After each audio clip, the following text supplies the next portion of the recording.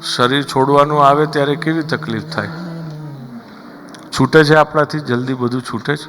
નથી છૂટતું. 50 થઈ જાય તોય આપણાથી કશું છૂટતું. 80 થયા હોય ને તોય અડધી રાતે ઊંઘમાં આમ ઓશિકા નીચે આમ જોઈ લે, ચાવીને જુડો બરોબર છે.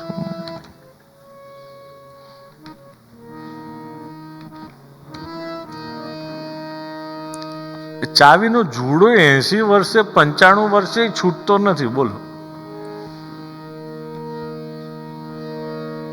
બધું છોડી દેવાનું, છૂટી જવું જોઈએ.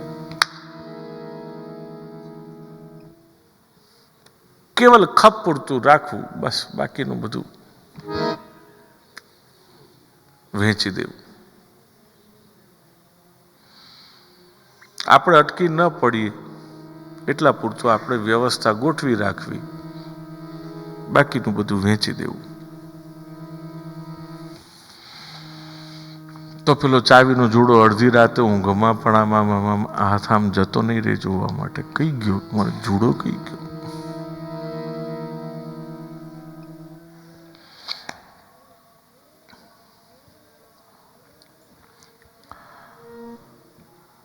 બહુ સુંદર ગંગા સતી પાનબાઈએ કે કોકે કહ્યું છે કે સાધુના લક્ષણમાં કે કેવો હોય શીલવંત સાધુને વારે વારે નમીએ પાનબાઈ.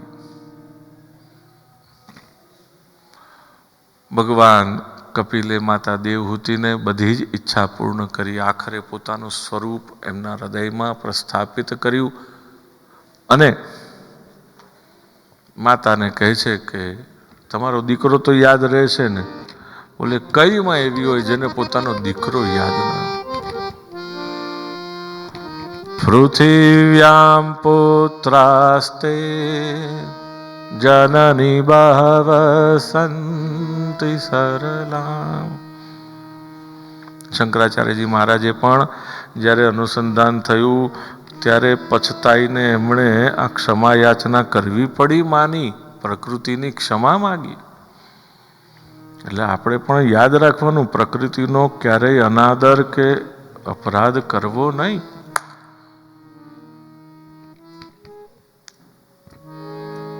કચરો ગમે ત્યાં ગેમ તેમ નાખવો નહીં, એ પ્રકૃતિનો અનાદર છે.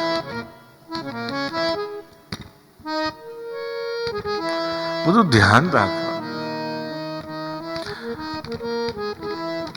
કે જો કઈ માં એવી હોય કે જેને પોતાનો દીકરો યાદ ન રહે.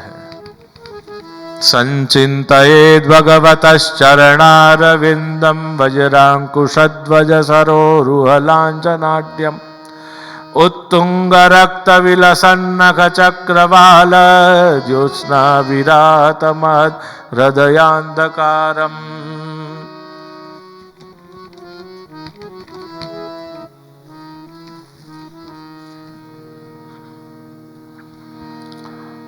ભગવાનના નખ મણીમાંથી નીકળતી દિવ્ય જ્યોત્સના પણ જો આપણા હૃદય ઉપર પડી જાય તો મોટામાં મોટો અંધકાર એ નષ્ટ થઈ જાય. એવી દિવ્ય એની અંદર જ્યોતિ છે. ભગવાનના ચરણની અંદર રહેલા ચિહ્નો એક એકને જો આપણે ધ્યાન ધરીએ તો એના દરેકનું આપણને ફલ થાય. મન બહુ ચંચળ રહેતું હોય તો ભગવાનના ચરણમાં રહેલું જે